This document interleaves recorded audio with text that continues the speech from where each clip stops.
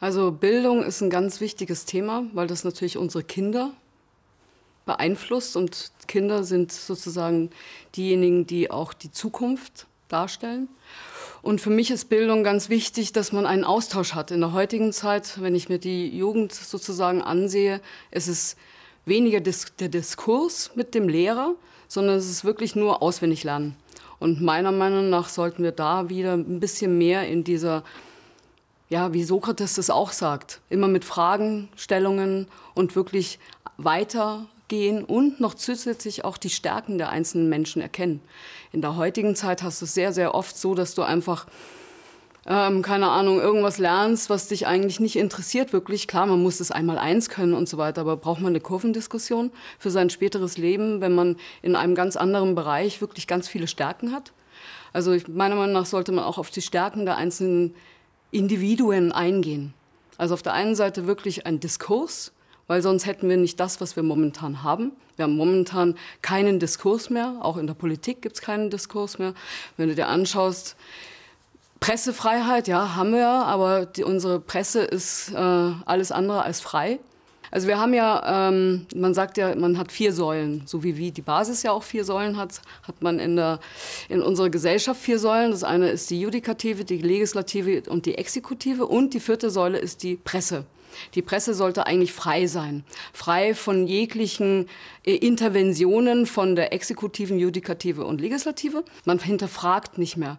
Normalerweise solltest du zu einem Menschen hingehen, ihn interviewen und wirklich vor Ort sein, um dann deinen Blick, den du gesehen hast, darzustellen. Und in der heutigen Zeit ist alles sehr, sehr schwammig. Ich glaube, Achtsamkeit ist eines der wichtigsten Dinge gegenüber dem Menschen untereinander, gegenüber der Natur.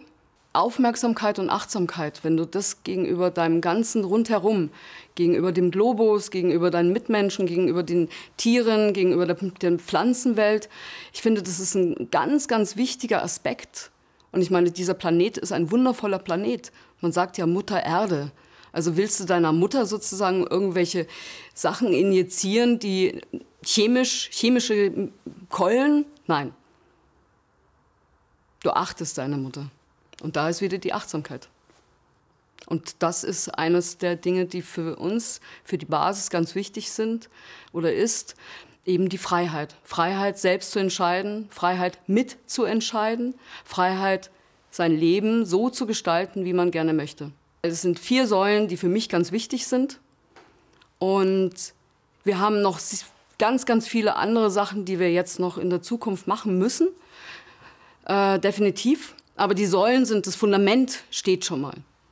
Und dieses Fundament ist aber auch nicht mehr, wie sagt man, das ist nicht starr, aber es steht. Es ist wie beim Haus, ja. Du hast auch Fundamentsäulen und diese Fundamentsäulen sind meiner Meinung nach grandios, weil das ist ein gutes Fundament, um darauf ein Haus aufzubauen. Und es kann aber auch ein Haus sein vom Hundertwasser, ja, mit ganz vielen verschiedenen kleinen Fenstern oder schiefen Wänden oder was auch immer. Aber das Fundament steht und daraus kannst du was Wundervolles generieren. Und das kannst du überall generieren. So wie Eleonore Öström das gesagt hat. Die hat ja einen Nobelpreis bekommen 2004 für ihre Idee, dass du alles mehr in Gemeinden machst. Und ich glaube, da hast du ein gutes Fundament überall, in den ganzen Gemeinden, in den ganzen Ländern, auf der ganzen Welt, eine Möglichkeit zu generieren, dass die Fundamente stehen und du kannst darauf deine Häuser aufbauen mit Achtsamkeit, Freiheit, Schwarmintelligenz und Machtbegrenzung.